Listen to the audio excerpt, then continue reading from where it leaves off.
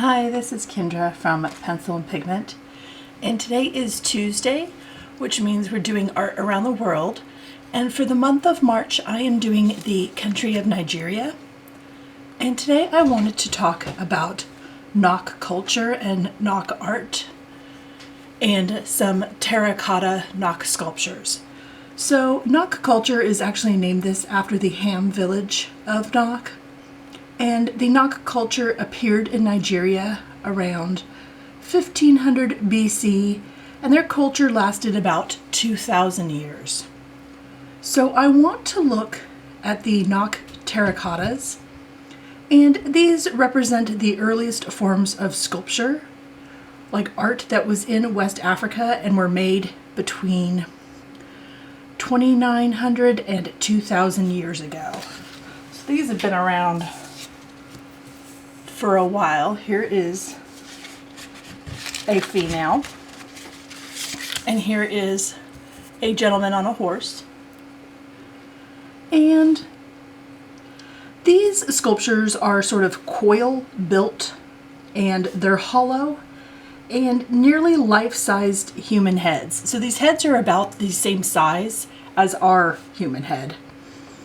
And they were sort of sculpted from very porous and coarse clay, and they were left to harden in the sun, and then they were fired and baked in sort of primitive ovens at about 100 degrees Celsius. So these were in fact baked and fired. Now some of them are not glazed, and when they're not glazed, they're not water resistant. So that sort of adds to the porous look and feel to them and why they're called terracotta.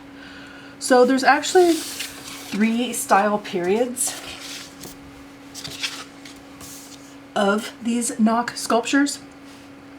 And the earliest one is, it's called early, middle, and late. So early knock is from about 1500 to 900 BC.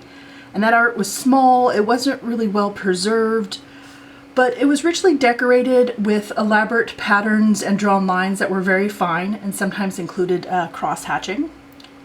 The middle knock, which ranged from about 900 to 300 BC, this pottery was decorated and in time became more stylized and strategic, so the upper half was more decorated. And the variety of sort of rim designs on the pottery itself became more abundant. And here is where the first traces of the terracotta sculptures began appearing, was in the middle knock period. So the late knock is from 300 to 1 BC. And this time period showed sort of a nude interest in the early designs with the all-over patterning. So, fun story. The first knock sort of terracotta sculpture was discovered in 1928 by Colonel Dent Young. Now, these terracottas were accidentally discovered at a tin mine, and they dug about 24 feet deep, which is about 7 meters. And Dent Young was sort of the co-owner of the partnership of this mining thing near this village of Knock in the Kaduna state. And he found the first one.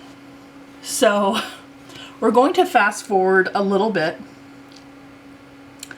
to 1943. And here, 15 years later, more clay figures were found. And this is where this story gets wild, and I'm just going to show you a beautiful piece of art while I tell you this thing that's bananas. So, a clerk who was in charge of the tin mine at the time, decided to take home a knock terracotta head and use it as a scarecrow. Yep, sure did, for his yam field. So apparently it was very effective, and a year later, a gentleman by the name of Bernard Fagg noticed it. And Bernard happened to be an administrative officer that had studied archaeology, and he took this statue to where Dent Young had taken his, and it was the Museum of Department of Mines in Jos. And they realized that all this mining was destroying archaeological material and art. So a gentleman who happened to be studying archaeology happened to see a scarecrow that happened to be ahead of a Knock sculpture.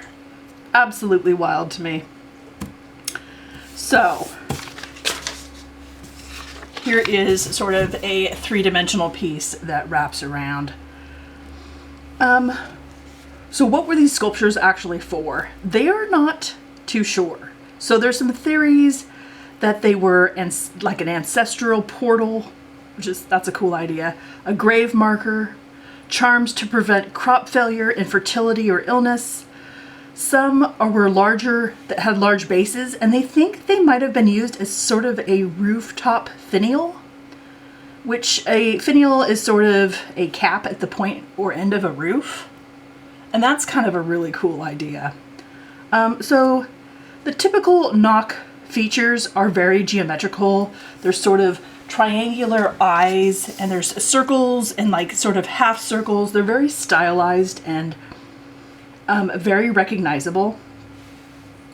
But what really makes these sculptures so incredible to me is that they are all highly varied, and they believe...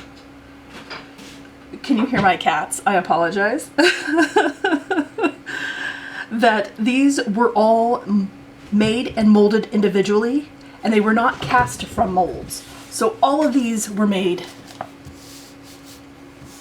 individually. And I just think, because there's so many of them, I think that's absolutely incredible. Now, we need to talk a little bit about looting, and because that's kind of a huge problem here. So the Knock terracottas have been looted since the 1970s, and in 1979 the Nigeria's National Commission of Museums and Monuments established the National Commission for Museums and Monuments, which sort of, you know,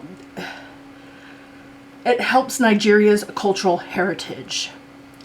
And looting is absolutely still an issue with these pieces today. In February of 2013, there was the Nigerian Federal Ministry of Information and National Orientation repossessed 5 Knock statuettes that were looted in 2010. There has been a bunch of sort of public enlightenment campaigns as well as sensitization programs nationwide, and Nigerian customs agents, law enforcement, sort of Interpol have all had great success with these programs. But I think because of the sheer quantity of pieces that have been dispersed worldwide, this is going to be a lifelong pursuit to get these back and have these studied and continue to learn more about the Knock people and this art form. So I'm going to link all the articles that I used to put this video together. And I'm going to link an article from 2020 from The Guardian. And it talks about how this is still an uphill battle for Nigeria.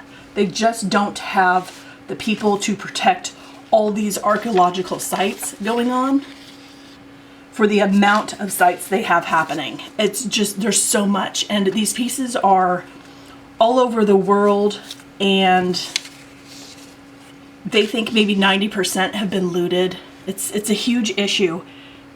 Now, I have in my life been to museums and galleries where I have asked the owners and the curators and the managers and the people in charge where their pieces were obtained and how they were sourced and how they were acquired.